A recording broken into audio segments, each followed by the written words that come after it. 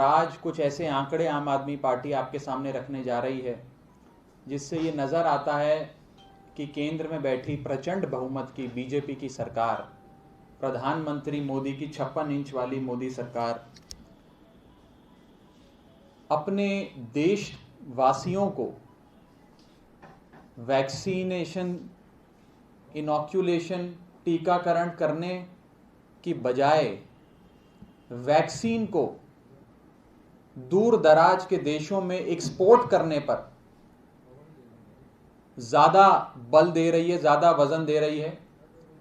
और आंकड़े इतने चौंका देने वाले हैं जिससे यह नज़र आता है कि भारत ने अपने देशवासियों को इतनी वैक्सीनेशन नहीं करी जिससे ज़्यादा वैक्सीनेशन की डोजेज भारतीय जनता पार्टी की सरकार ने हिंदुस्तान के बाहर एक्सपोर्ट कर दी। अंतर्राष्ट्रीय स्तर पर, अंतर्राष्ट्रीय मंच पर अपनी छवि चमकाने के लिए प्रधानमंत्री मोदी जी ने एक ऐसा फैसला लिया जिसके चलते आज 64.5 मिलियन डोजेज यानी कि 640 लाख डोजेज वैक्सीन की भारत देश ने एक्सपोर्ट करी हैं। कुल मिलाकर 84 कंट्रीज, 84 कंट्रीज को एक्सपोर्ट करी हैं। और भारत देश के लोगों को इतनी वैक्सीन नहीं लगाई जिससे ज्यादा इन्होंने एक्सपोर्ट कर डाली।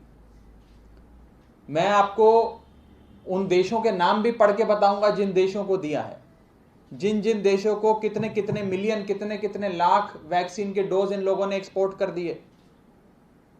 और आज ये नजर आता है कि प्रधानमंत्री जी को और भारतीय जनता पार्टी को अपनी छवि की चिंता अंतर्राष्ट्रीय मंच पर इतनी ज्यादा है कि आज उन्होंने नाइजीरिया में, ज़ैम्बिया में, कीनिया में, अफगानिस्तान में, बारबेडोस में, श्रीलंका में, मॉरिशस में और न जाने किन किन देशों में जो लोग बैठे हैं वो प्रधानमंत्री जी की इमेज या भारतीय जनता पार्टी के बारे में क्या सोचते हैं वो इन लोगों के लिए ज्यादा महत्वपूर्ण है। उन लोगों की जान माल की रक्षा करना ज्यादा महत्वपूर्ण है।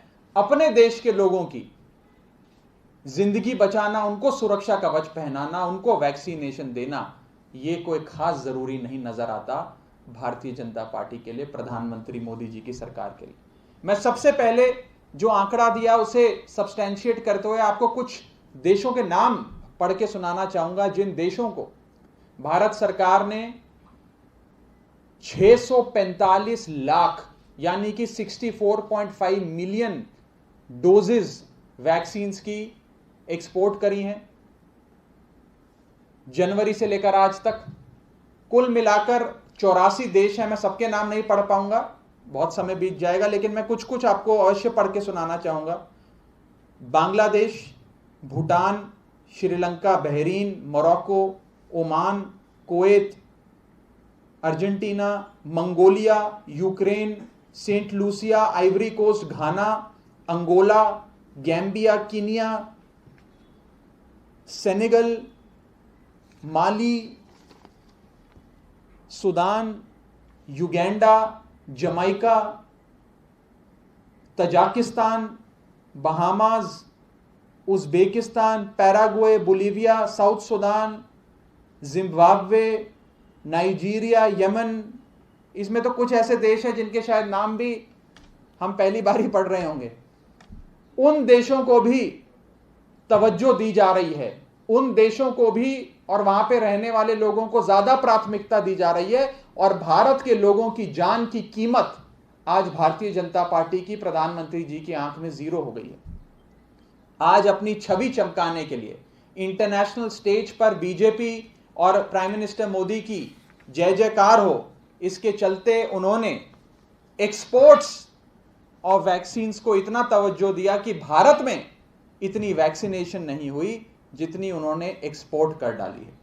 मैं आपको यह बताना चाहूंगा कि भारत देश में, जैसा कि आप सब जानते हैं कि 135 करोड़ की बड़ी आबादी वाला देश है, और जिस रेट पर हम लोग वैक्सीनेशन कर रहे हैं, जिस दर पर, जो हमारा इनॉक्यूलेशन रेट है, जिस पर हम अपने देशवासियों का टीकाकरण कर रहे हैं, यदि इसी दर पे भारत देश आगे बढ़ता गया तो पूरे देश की आबादी को वैक्सीन करने में लगभग 15 साल लगेंगे। It will take 15 years to vaccinate the entire population of India if India continues at the current inoculation rate. कुछ साइंटिस्ट ये मानते हैं कि अगर 70% आबादी को आप वैक्सीनेट कर दें, भले ही 100% को ना करें, तो भी कोरोना काबू में आ जाता है, कोविड-19 की बीमारी थम जाती है। अगर 70% आबादी का आंकड़ा भी हम पकड़ें, 70% आबादी को भी वैक्सीनेट करने में इसी टीकाकरण की दर पर, इसी इनॉक्यूलेशन रेट पर भारत सरकार को लगभग 10 साल लगेंगे। It will take 10 years for the Indian government to vaccinate 70% of India's population if we carry on at the current inoculation rate. ये सरकार जो नेशनलिज्म की बात करती है, मैं उनसे पूछना चाहता हूं कि 56 इंच की मोदी सरकार की वैक्सीनेशन नेशनलिज्म कहां है? टीकाकरण का राष्ट्रवाद कहां खो गया आपका, जो आज आप हिंदुस्तान के लोगों की जान की कीमत कुछ नहीं समझते, लेकिन युगांडा, नाइजीरिया, जिम्बाब्वे, कीनिया में बैठे लोगों की जान की कीमत आपके लिए हिंदुस्तान के लोगों की जान की कीमत से ज्यादा हो गई। मैं आपको यह भी बताना चाहूंगा कि अभी ministry of external affairs, Bharat सरकार ने एक बड़ी विचित्र चीज हम सबके सामने रखी और कहा कि भारत देश चाइना से कंपीट कर रहा है कि कौन कितनी वैक्सीन एक्सपोर्ट करता है। भारत सरकार आज, और भारत सरकार का पूरा तंत्र, पूरी मशीनरी चाइना से इस बात पे टक्कर ले रहा है कि कौन कितनी वैक्सीन एक्सपोर्ट करता है, और उन्होंने कहा हम चाइना से 2 कदम आगे ही चल रहे हैं। ये इस बात को लेकर अपनी पीठ थपथपा रहे हैं। वो देश जिसमें 90,000 कुल कोविड पॉजिटिव के केसेस हैं, उस देश से हम कंपैरिजन कर रहे हैं अपने देश की, जिसमें 90,000 रोज कोविड के नए मरीज आ रहे हैं, और चाइना को पछाड़ के एक्सपोर्ट्स ऑफ वैक्सीन्स में हम अपनी पीठ थपथपाने में लगे हैं।